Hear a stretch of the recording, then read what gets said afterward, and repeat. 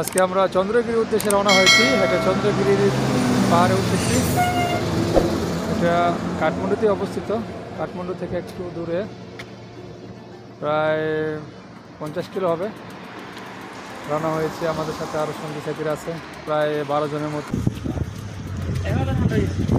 ওইদিকে কি মাইনাস ওইদিকে কারেন্টের।